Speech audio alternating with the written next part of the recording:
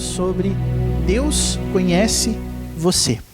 Então eu só queria, porque é um costume meu também, me situar dentro desse tema para dar a você a proposta que nós vamos trabalhar nessas segundas-feiras. Vai ser a primeira vez também que eu vou trabalhar passando o meu próprio slide, então qualquer coisa, tenham paciência comigo, tá, gente? Bom, o que nós vamos fazer aqui quando falarmos então sobre esse tema?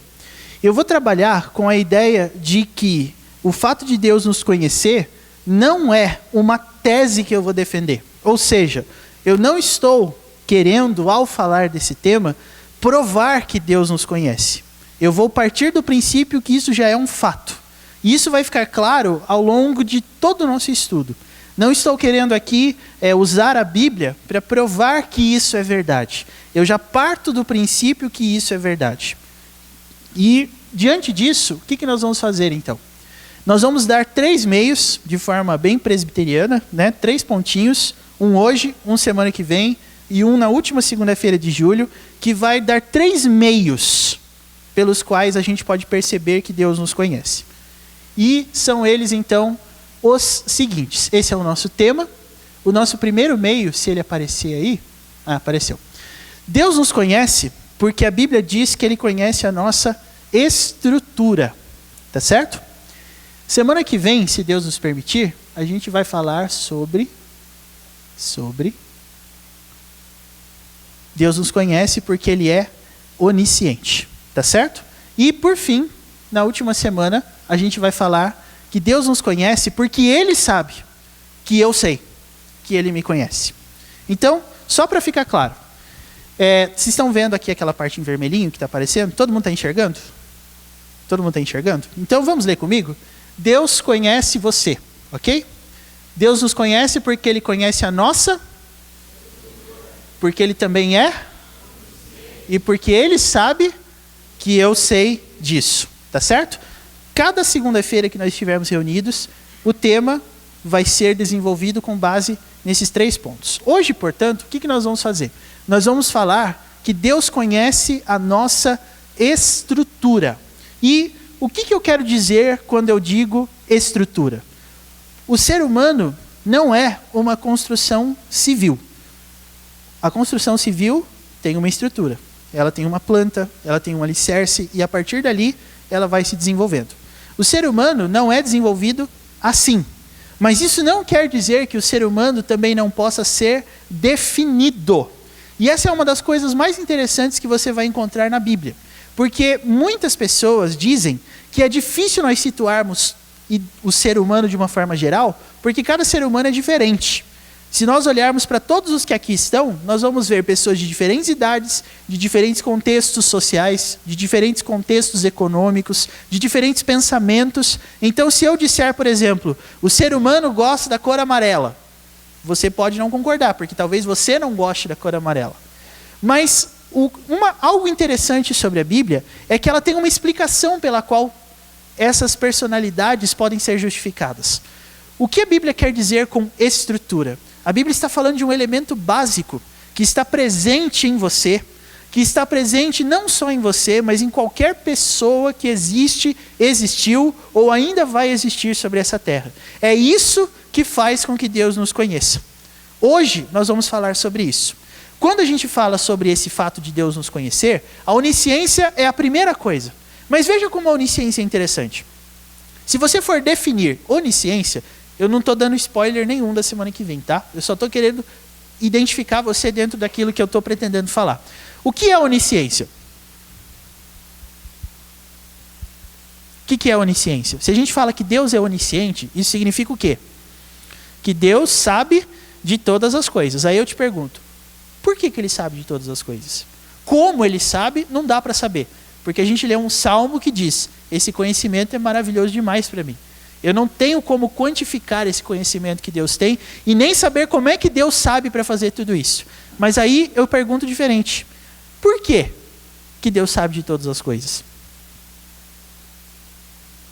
E aí você vai perceber que isso tem a ver com a nossa estrutura. Então, para a gente introduzir o assunto, nós vamos começar de um versículo que eu gosto bastante. Mas antes disso, nós vamos falar assim.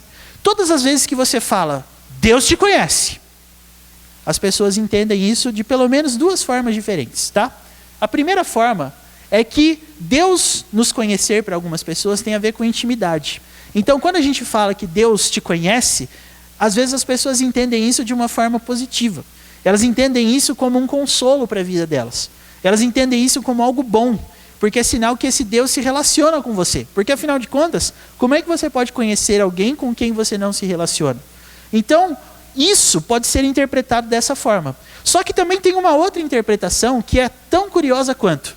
Às vezes, a gente falar que Deus te conhece soa um pouquinho ameaçador.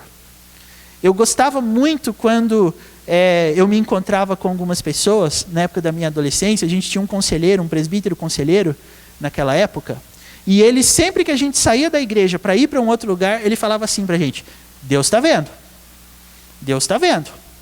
Quando você ouve alguém falando isso, qual é a ideia que te vem na cabeça? Que o fato de que Deus nos conhece pode depor contra a gente algum dia.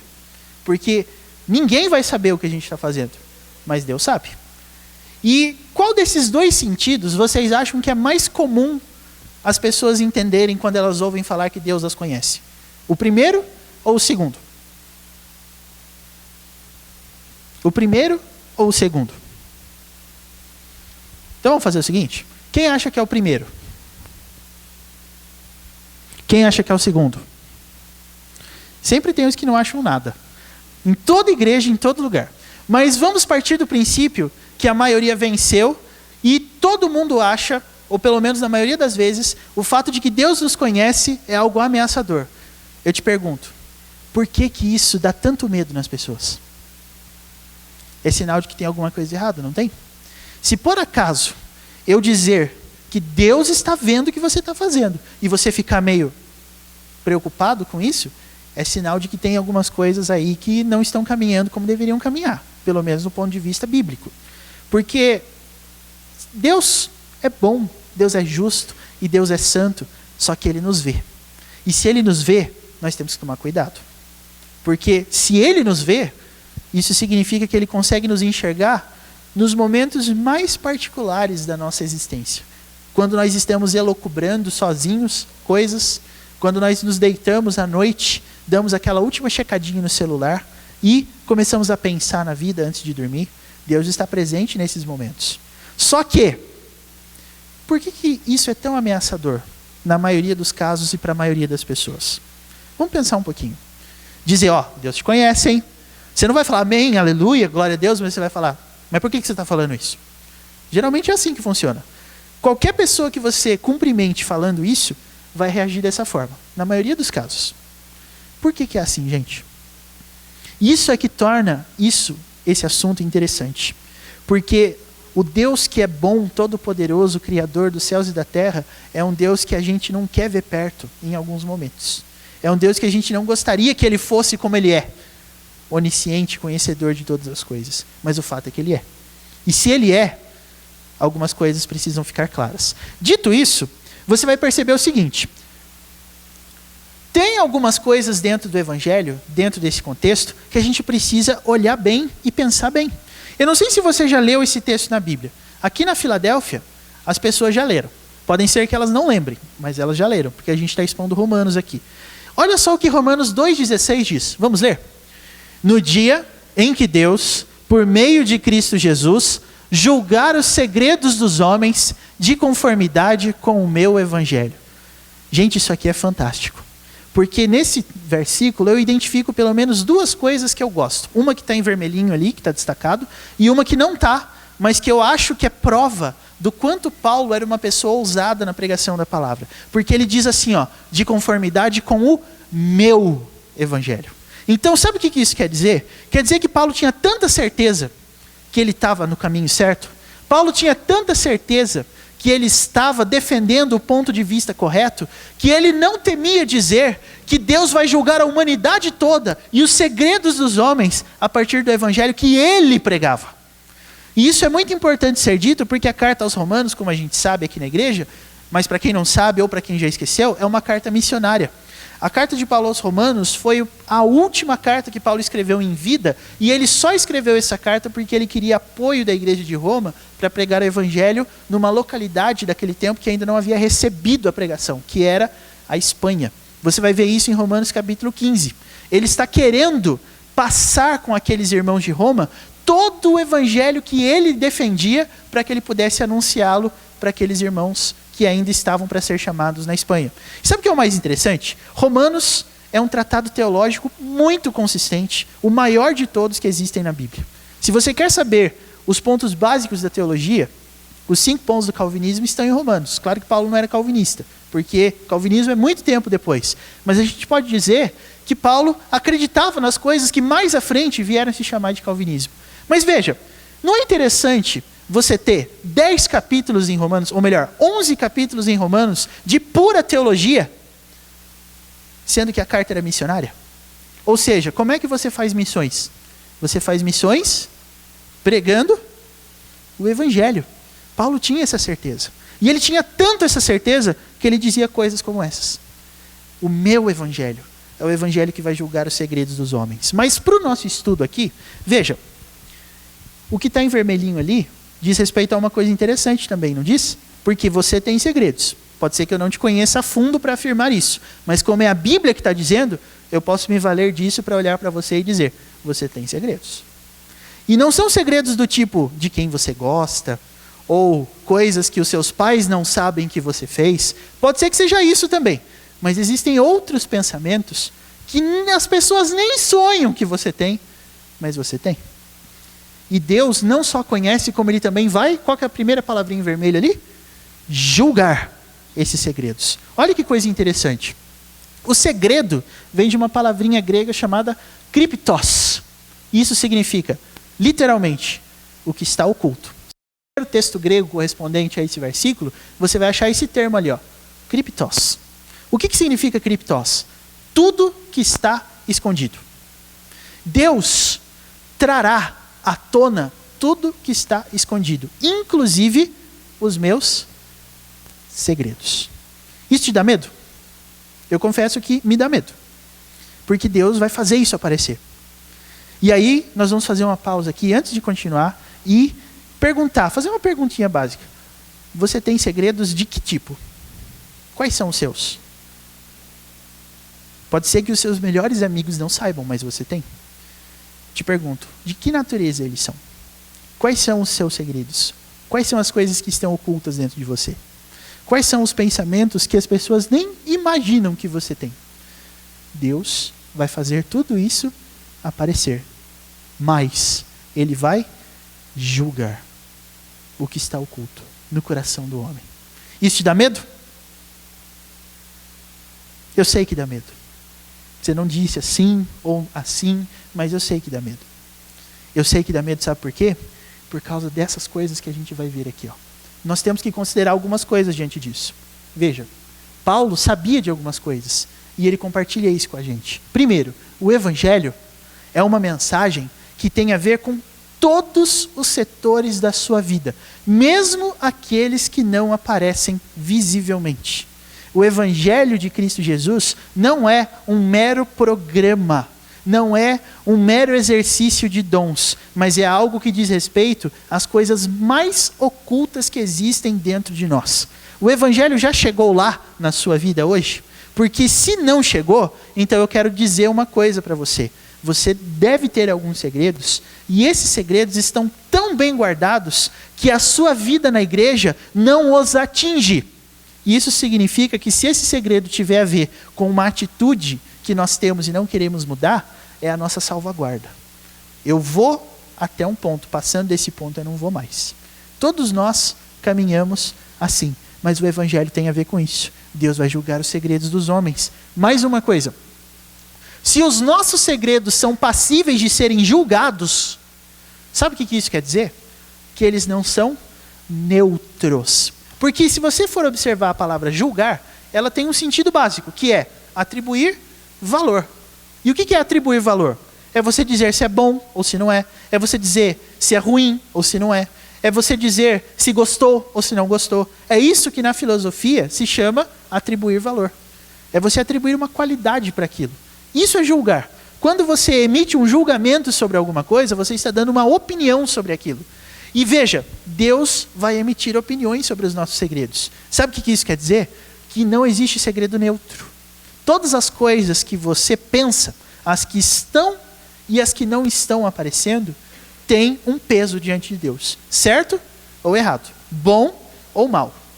Fácil ou difícil? Mas tem. E isso precisa ser considerado. Sabe por quê? Porque eles estão diretamente relacionados com o coração. A gente vai voltar nesse ponto, mas considere só essa primeira parte por enquanto. Se os nossos segredos vão ser julgados, eles não são neutros. Não existe em cima do muro. Não existe nem de um lado nem de outro. A Bíblia é muito clara quando ela fala sobre isso. E o Evangelho também. As nossas ações e os nossos pensamentos são apenas e somente frutos da direção que o nosso coração aponta. A gente também vai desenvolver um pouquinho mais disso. Vamos lá. Esse aqui é um ponto que eu gosto demais. Veja, vamos ler esse número 4? Todo mundo que puder? Um conhecimento verdadeiro, tanto de si mesmo quanto de outros, só é possível quando o fator motivador das ações, o coração, for corretamente decifrado. O que eu quero dizer com isso? Se você quer conhecer você mesmo ou alguém de uma forma boa, você também tem que entender por que ela faz as coisas que ela faz. Porque é assim que Deus te conhece. Aí você vai falar, tá, mas Deus me conhece porque Ele é Deus. Como é que eu posso conhecer alguém assim? Calma, nós vamos chegar lá. E aí, o último. Só é possível decifrar esse coração através de uma análise honesta dele mesmo. E isso só pode acontecer mediante o Evangelho. Sabe quem é que tem capacidade de julgar o nosso coração? Você vai responder, Deus. Mas segundo o versículo que a gente leu no slide anterior, não é Deus. Quem é que tem capacidade de julgar os segredos dos homens? Lembra do que Romanos 2,16 diz? Quem é que tem capacidade para julgar os segredos dos homens? O Evangelho. E isso significa que a mensagem do Evangelho não é simplesmente uma questão de você se definir contra ou a favor, mas ele é uma mensagem que explica até mesmo o seu posicionamento de contra ou a favor. O Evangelho é comparado, lá na primeira carta aos Coríntios, a um espelho. Quando você olha para ele, você se enxerga, você se vê. Você se vê de uma forma que não dá para mudar, sem Photoshop, sem edição, sem nada disso. E é exatamente por isso que nós temos que considerar esse último ponto aqui. Honestamente, eu só posso me avaliar pelo Evangelho. Quer ver? Eu vou desenvolver esse ponto um pouquinho mais, mas só para você ter uma ideia do que eu estou falando. Digamos que você seja uma pessoa que tem dificuldade de segurar a língua. Não no sentido de fofoca, mas no sentido de dar aquela resposta atravessada de vez em quando. É do tipo assim, tá frio? Não, tá calor, você não tá vendo? Essas coisas assim. Se um dia alguém perguntar para você por que você é assim, o que você vai responder? A primeira resposta e mais comum, sei lá. A segunda resposta, é porque tem horas que a gente não tem paciência, né? Porque, pelo amor de Deus, as pessoas ficam fazendo essas perguntas aí que irrita a gente, não é possível. E aí, quando você olha para o Evangelho não vai simplesmente dizer se essa ação é verdadeira ou é falsa, é certa ou errada. Mas ele também vai dizer por que você faz isso. Só o Evangelho é capaz disso. Então, tem algumas pessoas, sabe aqueles adesivos de carro, assim, que às vezes as igrejas fabricam para a gente colocar? Tem uma que fala assim, quem me julga é só Deus. Deus vai julgar você sim, só que ele vai julgar você com base em quê? Com base em quê? No Evangelho. Tem certeza disso? Foi a própria Bíblia que disse. Então, não saia daqui achando que quando o seu pastor pregar alguma coisa que tem a ver com você, é porque ele está bravo com você. É porque Deus julga o segredo com base no Evangelho. Se o Evangelho é pregado fielmente, ele julga você. Só que é claro, não fica só no julgamento. Tem uma oportunidade de você colocar isso diante de Deus e ser conduzido ao arrependimento. Mas, gente, nós só estamos começando. Mas só de início. Eu não sei se você está com a mesma impressão que eu, mas eu acho que esse tema vai ser muito interessante. Muito interessante. E ele vai ficar mais interessante ainda quando a gente for perguntar para Deus o seguinte: como é que Deus faz para conhecer a nossa estrutura? Como é que Deus tem acesso a essas informações? A gente já viu, não viu? Quem julga o segredo dos homens é o Evangelho. Como é que o Evangelho faz isso? Como é que o próprio Deus, mediante o Evangelho, ele faz isso? Então vamos lá. Vamos ler João 2, 23, 25. Todos os textos que eu citar, eu já coloquei ali para ficar mais fácil, tá? Mas se você quiser abrir na sua Bíblia para fazer alguma anotação, esteja à vontade. Vamos ler esse texto que está aí? Vamos lá? Estando ele em Jerusalém, durante a festa da Páscoa, muitos, vendo os sinais que ele fazia, creram no seu nome. Mas o próprio Jesus não se confiava a eles, porque os conhecia a todos, e não precisava de que alguém lhe desse testemunho a respeito do homem, porque ele mesmo sabia o que era a natureza humana. Você conseguiu entender o que está acontecendo aqui? Caso você não tenha entendido, esse versículo é o versículo que vem logo em seguida ao milagre da multiplicação, ou melhor, ao milagre da transformação de água em vinho nas bodas de Caná da Galileia. Logo depois da multiplicação na cabeça, não sei porquê. Logo depois da transformação da água em vinho, Jesus expulsa a gente do templo. E depois que ele expulsou pessoas do templo, as multidões começaram a ficar impressionadas com ele. E começaram a ir atrás dele. E começaram a seguir Jesus. E eu não sei você, mas se eu tivesse uma multidão me seguindo, eu ia me sentir o cara ou ia me sentir o todo-poderoso. As pessoas estão indo atrás de mim. As pessoas querem ouvir o que eu tenho para falar. Jesus não. Jesus, olha só o que o texto diz. Não se confiava a eles, porque ele conhecia. E não só isso, ele sabia o que era a natureza humana. Jesus faz uma coisa que eu acho muito interessante.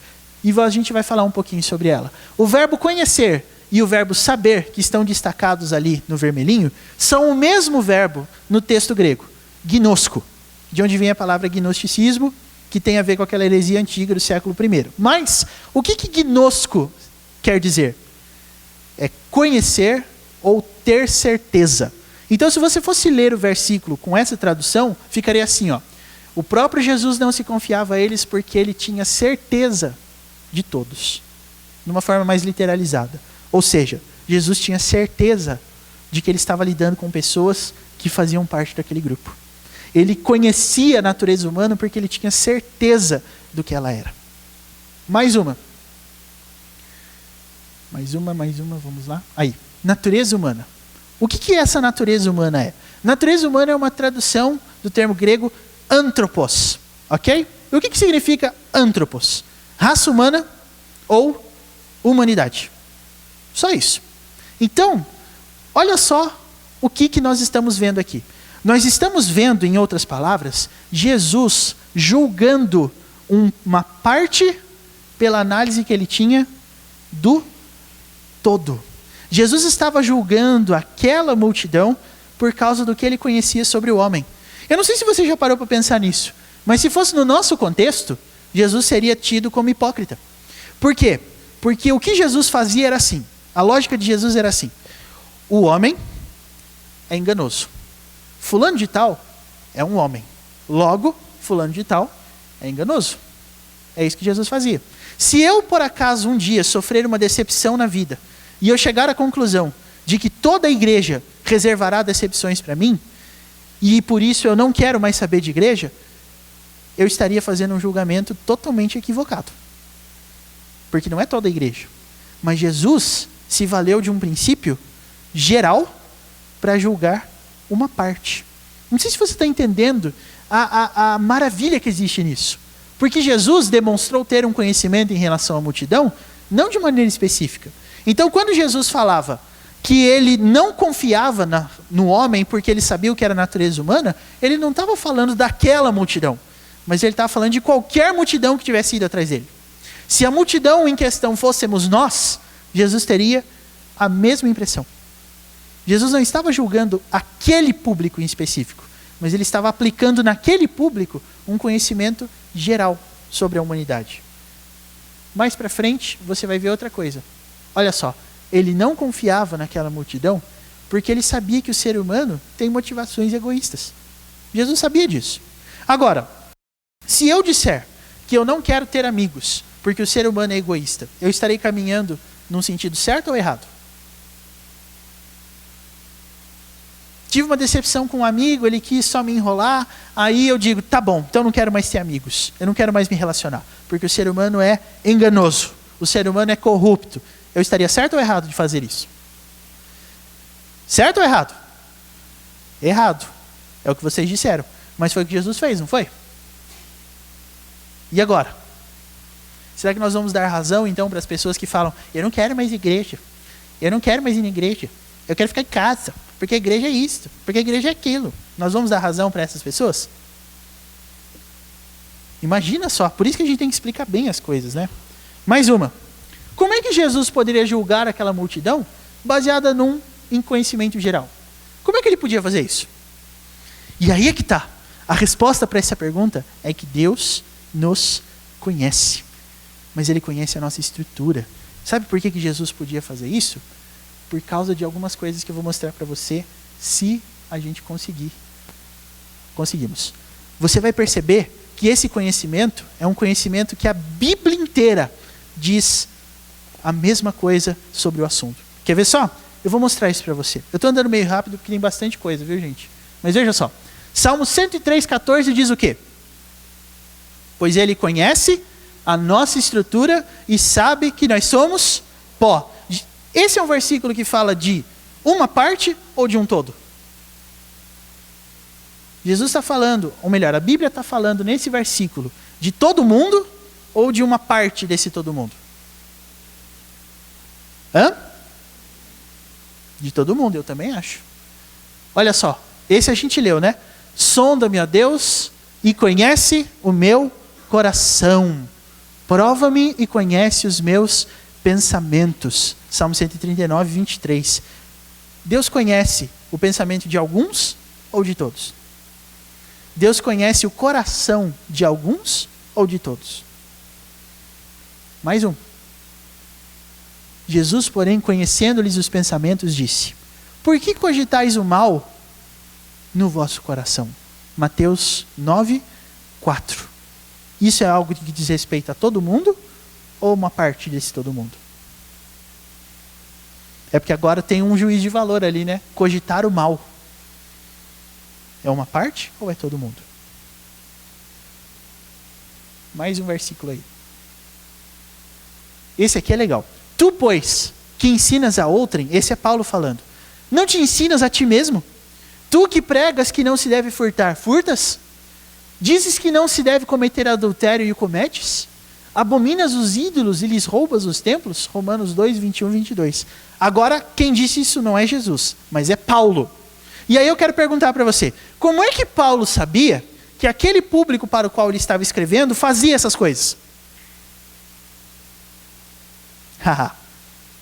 Agora eu quero ver. Será que Paulo estava falando isso porque ele conhecia aquele público? Hã? Mas como é que ele podia dizer isso? O Evangelho diz isso? Essas coisas aí? Olha só como esse assunto é interessante. Se eu disser que Paulo estava falando de um público para o qual ele conhece, eu quero te perguntar, por que razão Deus inspirou Paulo a colocar isso num texto inspirado?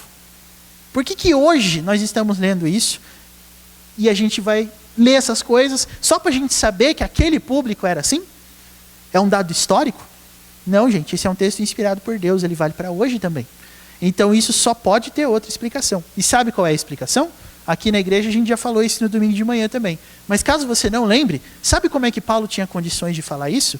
Porque quantas vezes, quando Jesus explica o que é furtar, ele explica de uma forma que não se restringe apenas ao ato de furtar, mas à intenção de furtar. Ou seja, o que Paulo estava fazendo era aplicando o que Jesus disse a respeito da lei. Por exemplo, dizes que não se deve cometer adultério e o cometes? É porque Paulo via as pessoas andando para a casa dos amantes que elas tinham secretamente? Não. Mas o que é adultério segundo Jesus? É o quê? Olhar com intenção impura. Então Paulo tinha tanta certeza de que aquele público fazia isso, que ele não precisava pegar ninguém no flagra para poder dizer que eles adulteravam. mas ele tinha certeza porque essa intenção mora dentro de nós, no nosso coração. Então Paulo não estava fazendo um julgamento. Sabe o que Paulo estava fazendo? Julgando os segredos dos homens em favor ou por meio do evangelho. Era isso que ele estava fazendo. Então, se a gente estivesse dizendo aqui, você tem que parar de roubar, não é porque alguém te pegou roubando um livro da nossa livraria e saindo sem pagar. Não é isso, não. Mas é porque a ideia de roubar só passa pela nossa cabeça quando o objeto em questão é um objeto que eu tenho alguma vontade projetada em cima dele. Cobiça, em outras palavras. Eu só roubo aquilo que eu quero. Então, se eu quero, é porque eu estou dominado pela cobiça. É isso que o Evangelho fala. Aqui, eu coloquei esses textos para mostrar para você que nesses 3 primeiros é sobre Deus. Mas esse quarto aí não é sobre Deus. Esse quarto aí é um homem falando, inspirado por Deus. Mas ele estava falando de um negócio que ele conhecia. Veja só. Então, sabe o que a gente pode concluir? Que quando a Bíblia diz que Deus nos conhece, é por causa de quê? É por causa de quê? Nossa, gente, esse negócio está me deixando desesperado. Aqui. Porque Deus conhecia a dinâmica do coração do homem. Deus conhece como o nosso coração funciona. Deus conhece como é a projeção, o caminho da vontade dentro do nosso coração. Quando a Bíblia diz que Deus nos conhece, você pode entender isso de uma forma tanto individual, quanto de uma forma geral. Porque se você e eu somos seres humanos, nós temos algo dentro do nosso coração que faz com que a gente faça todas essas coisas. Como eu disse, pode ser que você nunca tenha adulterado no ato, mas pode ser também que quando algumas coisas passaram pelos seus olhos, você tenha adulterado. É que ninguém tem condição de ver isso, a não ser o Evangelho.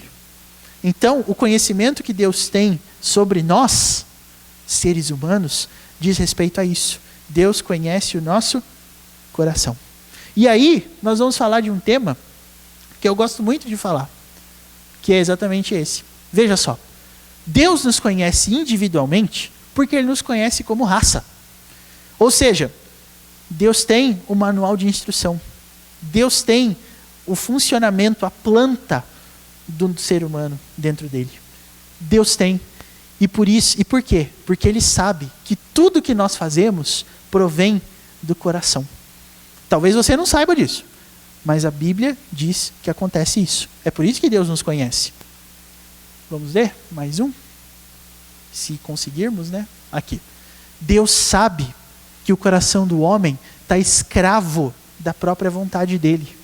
E que isso é um efeito da queda. Deus sabe disso. Não sei se você sabia. Mas olha, Deus sabe que o homem jamais conhecerá a si mesmo. Jamais conhecerá a si mesmo verdadeiramente, enquanto o Evangelho não abrir os olhos dele. É o que diz lá em João 16:8. Quando Ele vier, Consolador, convencerá o mundo do pecado, da justiça e do juízo. Perceba o foco no verbo convencer. É o Espírito Santo que faz isso. Onde você vai olhar o Espírito Santo agindo dentro da sua vida? Quando você for uma pessoa que está convencida dessas coisas aqui. Você vive sabendo o que é pecado? Você vive sabendo que Deus é justo? Você vive sabendo que Deus julgará os segredos dos homens de acordo com o Evangelho? Se você sabe, é porque o Espírito Santo abriu os seus olhos para isso. E olha só, essa é uma parte do estudo que eu acho muito interessante. Como é que a Bíblia descreve os tipos de relacionamento? As coisas que a gente tem uns com os outros. Sabe como é que a Bíblia descreve? Veja só. A Bíblia descreve, em primeiro lugar, a própria existência do homem assim, ó. Vamos ler? Então, formou o Senhor Deus ao homem do pó da terra, e lhe soprou nas narinas o fôlego de vida, e o homem passou a ser... O que o homem é então? Uma alma vivente. Olha só, a coisa fica melhor ainda. Como é que nós sabemos que nós amamos a Deus? O que está escrito ali? Amarás, pois, o Senhor teu Deus de todo o teu, de toda a tua, de toda a tua força. Deuteronômio 6:5. Vão anotando. Amizade. Como é que a Bíblia descreve a amizade? Sucedeu que, acabando Davi de falar com Saul, a alma de Jonatas se ligou com a de Davi. E Jonatas o amou como a sua própria alma. Mais uma. A igreja. Como é que a Bíblia descreve a igreja? Leia Atos 4,32 junto comigo. Da multidão dos que creram, era o coração. Não sei se você já entendeu, mas caso você não tenha entendido, o último exemplo. O que é um casamento? Assim também, os maridos devem amar a sua mulher como ao próprio corpo. Quem ama a esposa? Você conseguiu notar alguma semelhança em todas essas coisas ou não? Sabe qual é a semelhança entre todos os tipos de relacionamento humano? Alma e coração estão presentes. Você só pode se considerar amigo de alguém quando o coração dessa pessoa for conhecido de você. E eu não estou querendo falar aqui de uma maneira sentimental, sabe? Não é você olhar para isso pensando, ai, fulano me conhece tanto. Até porque a nossa forma de conhecimento é muito superficial. A gente olha só como é que a gente faz para dizer que nós temos amigos. A gente pergunta, qual que é o seu seriado favorito? A pessoa responde, Friends. Eu digo, o meu também. Qual que é a sua comida preferida? É arroz, feijão, bife, batata frita. O meu também. Viu? Para onde você gosta de ir nas férias? Eu gosto de ir para a praia. Eu também. Achei meu irmão gêmeo. É assim que a gente faz. Que tipo de música você gosta de ouvir?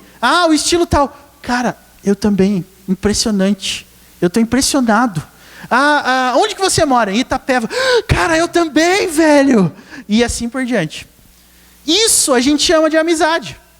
A gente considera uma pessoa amiga as pessoas que têm interesses comuns com a gente. Mas, cara, é muito mais do que isso. Porque você só pode considerar uma pessoa próxima de você quando você tiver algumas coisas em comum. Ou seja, quando você entender como o seu coração funciona através do Evangelho e quando você for capaz de explicar para ela como que o coração dela funciona a partir do Evangelho. Por quê? Porque Deus julgará os segredos dos homens de conformidade com o meu Evangelho. Tudo é muito claro quando a gente fala na Bíblia sobre isso. Casamento é um só corpo, é um só coração, é uma só alma. Igreja é um só corpo, é um só coração. Amizade é uma só alma. Eu sei como ele funciona, eu sei como eu funciono. Eu não estou falando só de interesses comuns, mas eu estou pensando no porquê. Eu estou pensando no para quê. Eu estou pensando em como a Bíblia descreve a dinâmica do nosso coração. Eu sei como o meu funciona, eu sei como o seu funciona por causa do Evangelho. A gente vai desenvolver isso um pouquinho mais. Mas isso aqui é muito legal. Só que fica mais legal ainda, sabe por quê? Porque olha só como é que a Bíblia descreve agora emoções. Vamos dar alguns exemplos. Tristeza. Por que estás abatida? Ó minha alma, por que te perturbas dentro de mim? É Davi perguntando no Salmo 42. Mais um. O conforto. Salmo 23 fala, refrigera-me a alma. Mais uma. Alegria. Gloriar-se-á no Senhor a minha alma. Salmo 34. Angústia. Agora não é Salmos, mas veja só.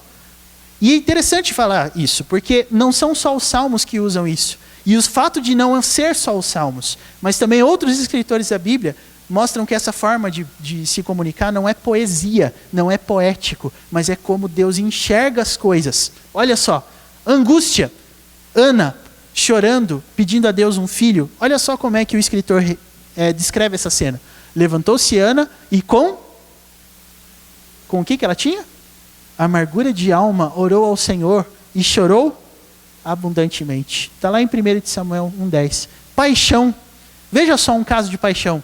A sua alma se apegou a Diná, filha de Jacó, e amou a jovem, e falou-lhe ao coração. Gênesis 34, 3.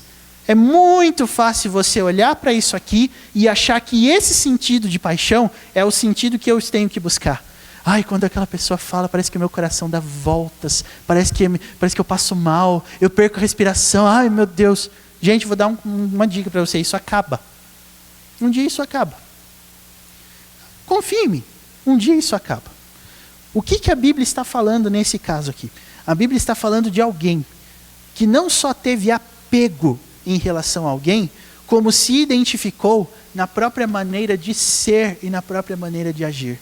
Ela olhou que os desejos obedeciam uma certa inclinação dentro do coração e ele se apaixonou por aquela menina.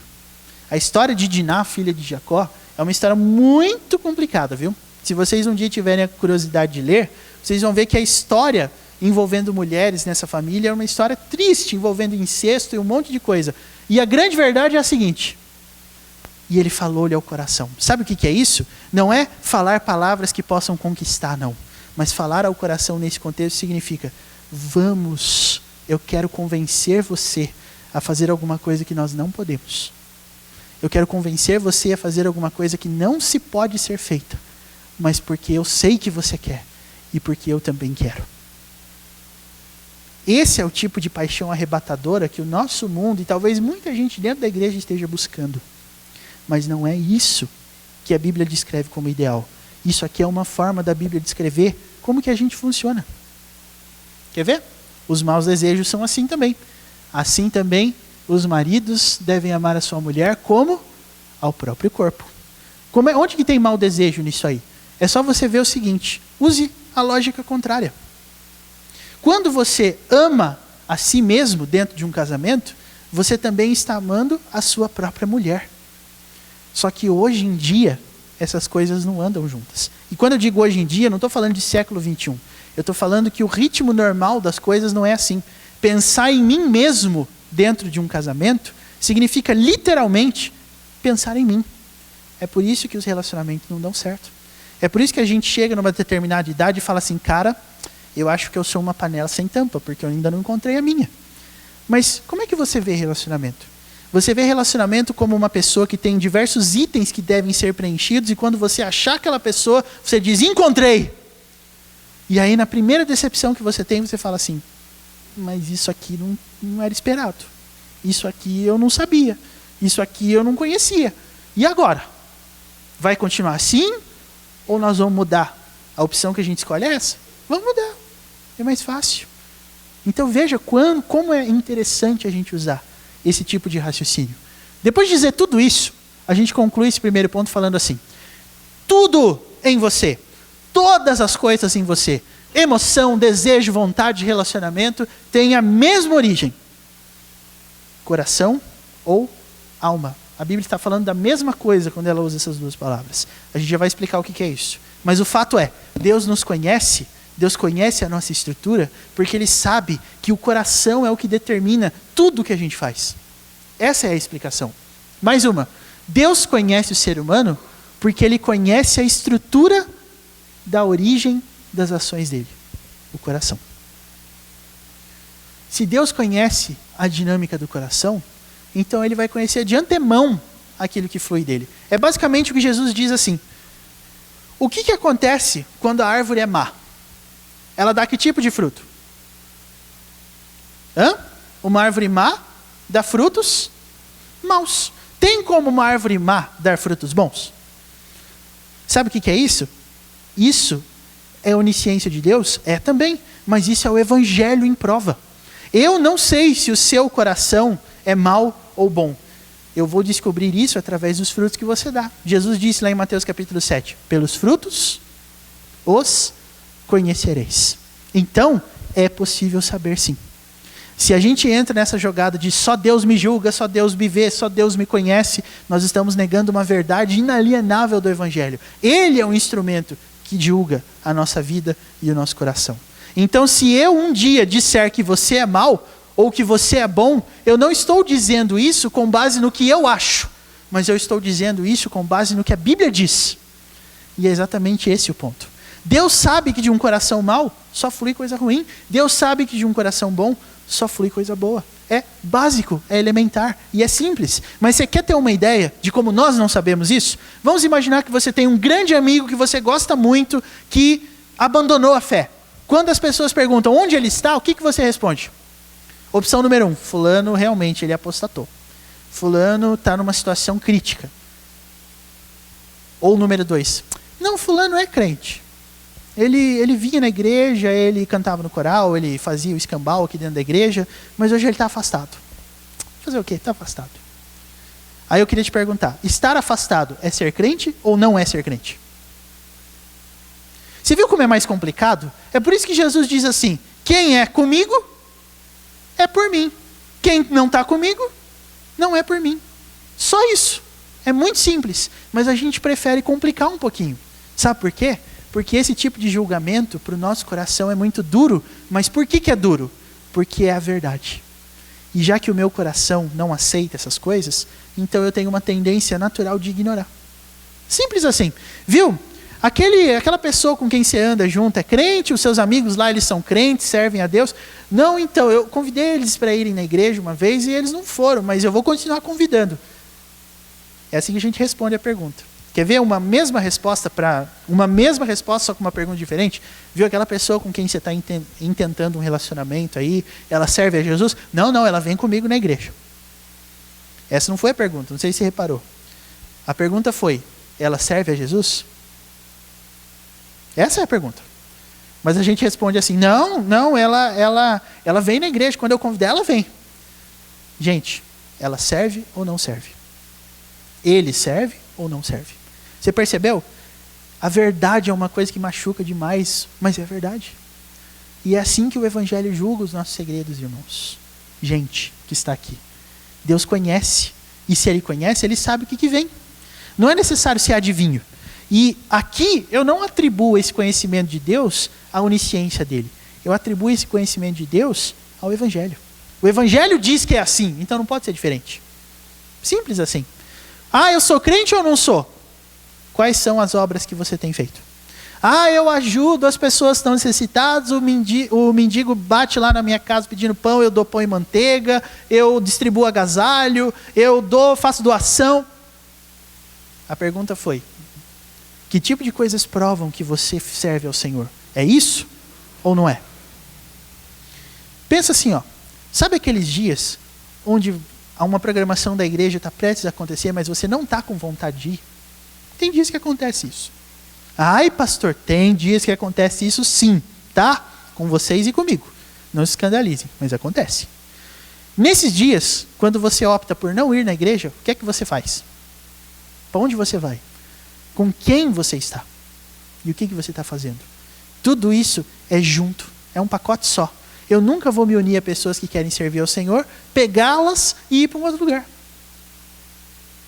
E olha, tem gente que se justifica dizendo o seguinte, sabe o que é? É que hoje eu não estava afim de ir para a igreja, e se eu fosse eu não ia dar o meu melhor, e Deus quer o meu melhor, então eu não quero ser hipócrita. Essa desculpa é muito comum. Mas é muito comum. Mas sabe o que ela diz a meu respeito e a seu respeito? Que nós somos um bando de sem vergonha. Por que alguém não ia querer estar na igreja? Me responde isso. Porque tem dia que a gente não quer, né? Tudo bem. Mas por quê? Aí se você ir voltando no raciocínio, você vai cair exatamente aqui. O seu coração é assim. É por isso que você toma essas decisões de vez em quando. Ou de vez em sempre. Simples, é o Evangelho. Puro e simples. Ele fala isso. Ele é assim. E aí, gente, agora a gente vai ver como que Deus... O que Deus fala na palavra sobre essa estrutura? Eu não consigo enxergar aquele relógio, por isso eu não sei que oração. Mas, para a gente não prolongar muito mais aqui, a gente vai fazer o seguinte. Vamos repetir algumas coisas. Primeiro, o homem é descrito pela Bíblia como uma alma vivente. Ok? O que isso significa?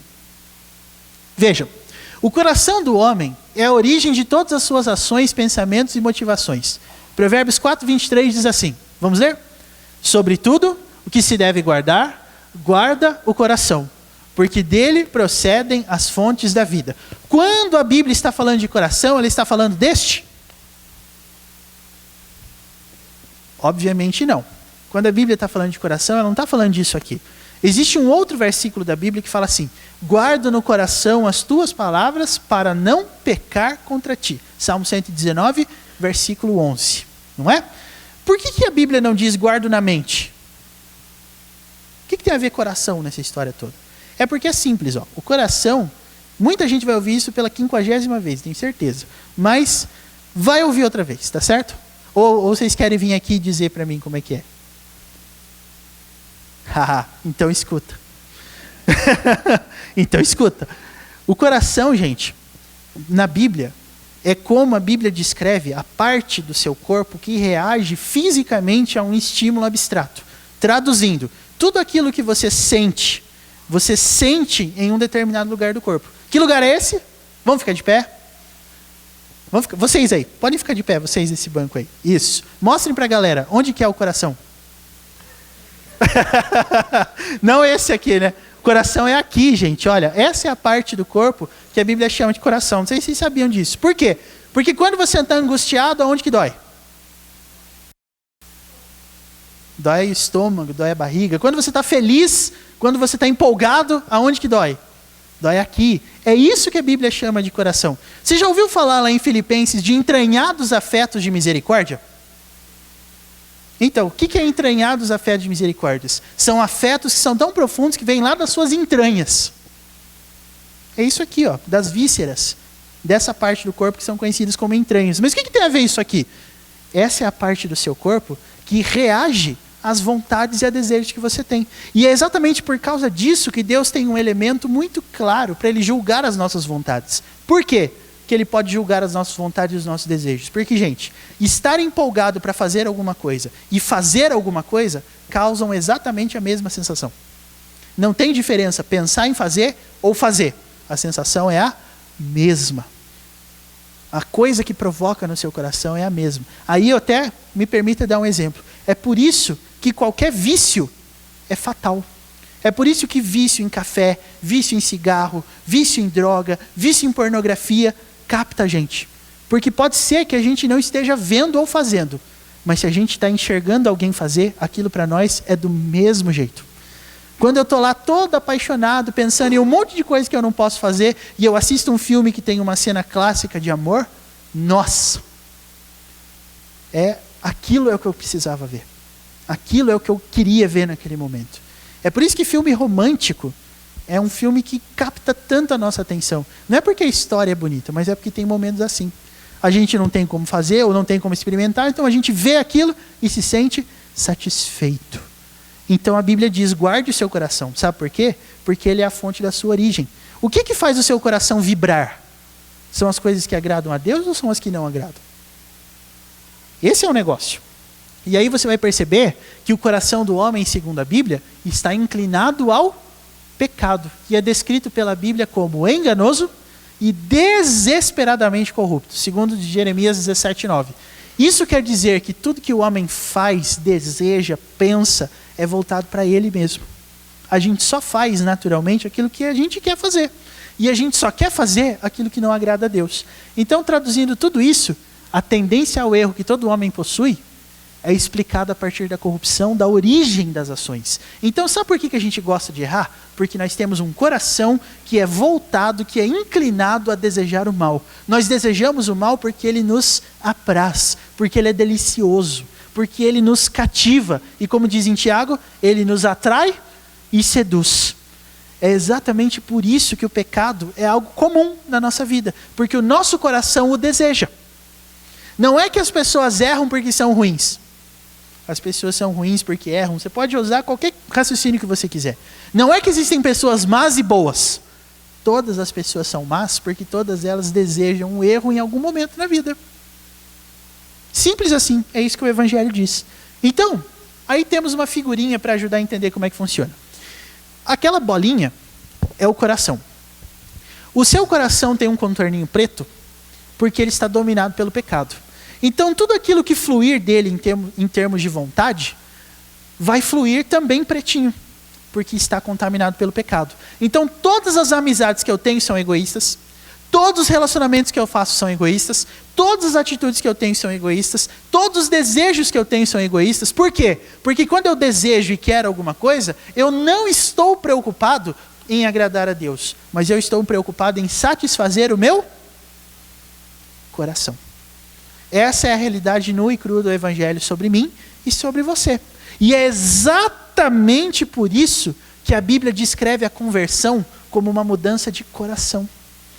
Olha o que diz Ezequiel 36, 26. Vamos ler? Dar-vos-ei coração novo e porei dentro de vós espírito novo. Tirarei de vós o coração de pedra e vos darei coração de carne. Sabe o que isso quer dizer em outras palavras? Que a conversão é a troca da inclinação do coração. Conversão é não mais desejar e se deixar seduzir pelo pecado. Conversão é mudança de inclinação. Você não é mais voltado para desejar o mal, mas você quer desejar agradar a Deus todas as coisas que você faz. E isso é conversão. Então aí eu pergunto para você, eu não sou papa para dizer se você é convertido, é salvo ou não. Não faz parte da minha função, mas faz parte da minha função pelo Evangelho fazer você pensar, você é salvo? E essa é uma pergunta séria. Você é salvo? O que é que vai dizer isso? Ora, quais são os desejos que você tem? Eles apontam para onde? Eles vão em direção a quê? A você mesmo ou a Deus? Como é que a gente faz alguma coisa para agradar a Deus? É quando o que eu faço não for aquilo que eu queria fazer em primeiro lugar. Vocês já repararam que o pensamento ruim é sempre o primeiro que surge na cabeça? Já repararam nisso ou não? Tipo assim, fulano está com alguma coisa sua, não quer devolver. O que é que você faz? Primeira coisa que passa na cabeça qual que é? Eu invado a casa dele, se ele não pagar, eu arranco alguma coisa dele também junto comigo. Primeira coisa. Se você comprar um livro na nossa livraria e não pagou, o que nós vamos fazer? Vamos entregar você para o seu conselho ou para o nosso conselho, se você for daqui. Não, pode até ser. Mas antes a gente vai chegar, escuta, você vai pagar, você não vai pagar. A gente vai falar da livraria depois. Mas é assim que a gente age em relação a isso. O pensamento ruim é sempre o primeiro. Isso não diz alguma coisa para você sobre a natureza do seu coração? Porque para o Evangelho diz. Então olha só. Por que o foco da transformação é o coração? Por que quando a Bíblia fala de conversão, ela está falando de um coração novo? Por causa disso aqui, ó. Se o coração é a origem dos pensamentos e das ações, só vamos agir diferente quando a nossa origem for mudada. Eu não posso chegar para um escravo do pecado e falar assim, muda de vida, rapaz. Porque ele não tem força e não tem vontade para fazer isso. A única coisa que pode fazer com que ele mude de vida é quando o Espírito Santo trocar a inclinação do coração dele. Eu não posso chegar para uma pessoa que está escrava do pecado e achar que ela vai mudar do dia para a noite. Não vai. Ai, pessimismo. Não, realidade bíblica. Não vai. A única coisa que muda a pessoa é essa obra sobrenatural de Deus chamada transformação de coração. É por isso que a salvação é uma iniciativa soberana de Deus. Ela não pode ser causada por alguma coisa. Porque que homem vai mudar a inclinação do seu pensamento por ele mesmo? Não vai. Desculpa, mas não vai. E é exatamente por isso que nós temos que dizer essas coisas. Ser uma nova criatura, portanto, significa ter o quê? Um coração transformado. Que agora não age mais para si, mas age para a glória de Deus. E o que é ter um coração transformado? É quando os desejos e as inclinações que brotam do coração forem direcionadas para Deus e não mais para mim. Isso significa ser convertido. Então agora, esse é, se eu não me engano, é o último slide. Vamos ler isso aqui? Qualquer conhecimento que ignore a estrutura do coração é superficial. É o exemplo da amizade que eu acabei de dar alguns minutos atrás. Como é que você sabe que você conhece as pessoas? É porque você sabe que elas gostam de comer, o que elas gostam de vestir, onde elas gostam de ir? Ou será que dentro dos seus relacionamentos existe uma aplicação do princípio do Evangelho? Qual? As pessoas desejam o mal porque elas são más e têm um coração voltado para isso. Se você não aplicar isso, você não vai conhecer ninguém. Absolutamente ninguém. Nem a si mesmo e nem a outras pessoas. É muito mais fácil você chegar no psicólogo e falar, doutor ou doutora, eu estou passando um mal, eu tô com alguns problemas. Aí ela vai dizer para você, você teve um trauma. É culpa dos seus pais, é culpa da sociedade, é culpa do que for. Isso, na verdade, foi o que aconteceu lá em Gênesis. Não sei se você lembra. O homem caiu em pecado, a mulher caiu em pecado, Deus apareceu. Escuta aqui, vocês comeram a árvore? E aí o que Adão respondeu? Comi, Senhor. Eu assumo diante do Senhor que eu comi, sim. Não. O que ele disse? Foi ela. Foi ela que me levou para isso. É exatamente isso. Isso é equivalente à sessão de psicólogo em qualquer lugar. Em qualquer lugar. É muito mais fácil você dizer que você é assim por causa de um trauma, porque aí a responsabilidade não é sua. Mas aí temos uma novidade para você. O Evangelho diz que a culpa é sua, sim. Porque o seu coração é assim. Porque você nasceu nessa condição. É por isso que a gente tem que dizer essas coisas, porque é o que o Evangelho diz. Então, quando você começar a olhar para as suas amizades aí, e para as pessoas que você julga serem os seus melhores amigos, sabe o que você vai ter que se perguntar? Eu os conheço definitivamente? Eu sei por que eles fazem essas coisas? Porque o Evangelho diz por quê. Eu sei por quê. O Evangelho é a chave que faz você abrir essa portinha. Mais uma. Se os nossos relacionamentos... Nós temos um erro de português ali. Meu Deus, desculpa. Se os nossos relacionamentos são moldados, tá? Pelas intenções em comum, relacionamento egoísta. Se eu estou com uma pessoa só porque ela gosta da mesma coisa que eu gosto, então na verdade eu não estou a amando, eu estou me amando. Eu estou dizendo que eu tenho as melhores intenções e não ela. Quando eu acho alguém que segundo o meu plano é a pessoa ideal, porque ela gosta de tudo que eu gosto, ela faz tudo que eu faço, ela come o que eu gosto de comer, na verdade não é amor. Isso é uma projeção egoísta de algo que você tem e que você gostaria de continuar tendo. Por exemplo, hábitos são determinantes para o nosso mundo para você escolher os seus amigos e os seus relacionamentos. Por quê? Imagine que você gosta de assistir um determinado seriado. Imagina que chato você casar com uma pessoa, aí você chega do trabalho, coloca lá o seu tênis, o seu chinelo lá na porta de entrada, senta no sofá, acessa a Netflix e começa a assistir o seu seriado. De repente chega a pessoa com quem você se casou e muda de canal dizendo, eu não gosto de assistir isso. Então, isso vai causar um impasse. E sabe por que vai causar um impasse? Porque é muito difícil quando eu não consigo colocar o meu plano em ação dentro de um relacionamento com outra pessoa. Então, de duas uma. Ou você vai ter que pôr uma televisão no quarto para você assistir o que você quer, ou você vai ter que chegar a um acordo com a pessoa com quem você se casou. Qual das duas opções é mais fácil? Compre uma televisão e põe no seu quarto. É mais fácil. Mas é isso resolve, gente? Sabe o que é isso? Isso é uma forma de você provar com a sua vida o que o Evangelho diz sobre você. Você é egoísta. Eu poderia dar muitos e muitos outros exemplos, aproveitando que a gente tem gente casada, gente solteira, mas eu vou dar só mais um. O que você faz quando você vai a uma pizzaria e o sabor de pizza que vocês dois querem não é o mesmo? Meio a meio. Essa é a opção mais fácil hoje em dia, né? Meio a meio. Você come lá a pizza meio a meio. Aí você descobre que o seu lado de pizza tem alguma partezinha da outra metade que quando cortou ficou lá e você não quer comer aquele pedaço por causa disso, porque você não gosta daquilo. Aí eu não gosto de catupiry, eu não gosto de cheddar, eu não gosto de sei lá, então eu não vou comer esse pedaço. Aí a pessoa diz, ai gente, mas pra quê? Isso pode ser considerado frescura? Pode até ser, mas ao mesmo tempo sabe o que é isso? É a prova cabal de que o Evangelho está dizendo a verdade. Nós somos assim. Se não for do jeito que eu gosto, se for do jeito que eu quero, eu não faço, eu não vou, e eu simplesmente não me sinto obrigado a ceder em absolutamente nada. É exatamente assim que o homem é. Mais um. Agora, o maior consolo que a gente pode ter, gente, é que Deus nos conhece, sabia? E sabe como é que João 3,16 prova que ele nos conhece? Deus nos conhece a tal ponto que o versículo áureo da Bíblia diz que se Deus não tivesse mandado Jesus, o que ia acontecer com a gente? Vamos repetir João 3,16? Deus amou ao mundo de tal maneira que deu o seu Filho unigênito para...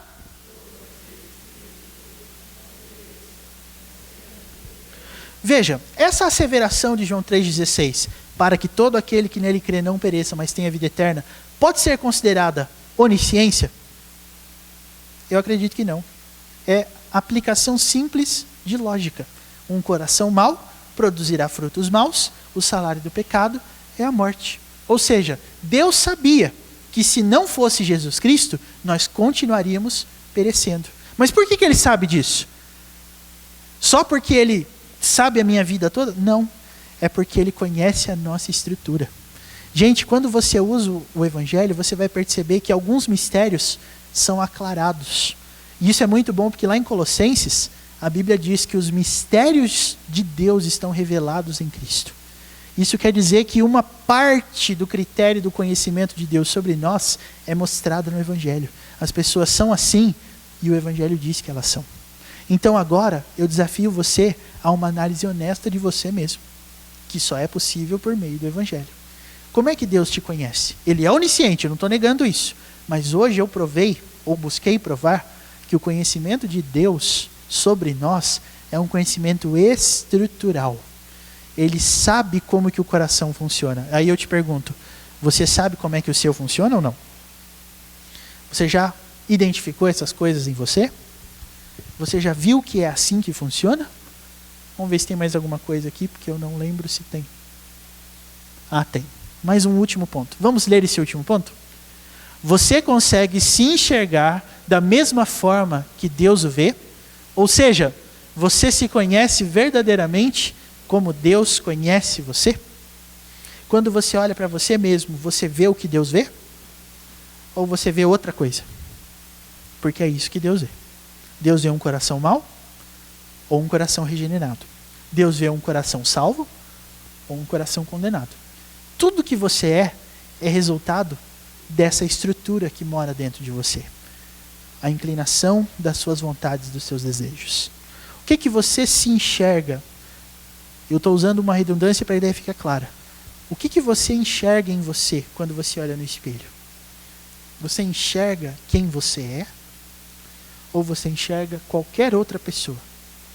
Por isso que João Calvino falava assim: o homem só se conhece quando a luz do Evangelho o ilumina. A gente só se compreende quando a gente olha para aquilo que o Evangelho diz sobre nós. Então, antes de psicologia, antes daqueles testes de revista que tem no médico quando a gente lê, sabe? Se você gosta de rinoceronte, vaca ou cabrita? Ah, eu gosto de rinoceronte. Então, você é uma pessoa de personalidade tal. Gente, que genial, né? Fala a verdade. Se você gosta de galinha, então seu perfume preferido é esse. Não sei como é que o critério, não sei como é que chega nessa conclusão. Mas o fato é, as pessoas confiam nisso. Horóscopo. Já ouviu falar em horóscopo? Hoje, um grande amor irá cruzar a sua esquina. Quem é que não quer ouvir isso?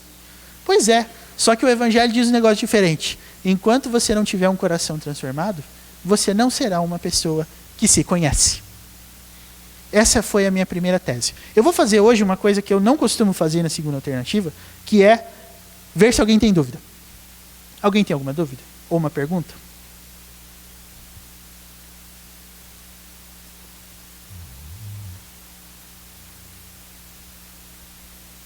Não? Eu acho que nesse ponto o Evangelho dá um certo medo na gente, né? Mas é exatamente por isso que existe Evangelho.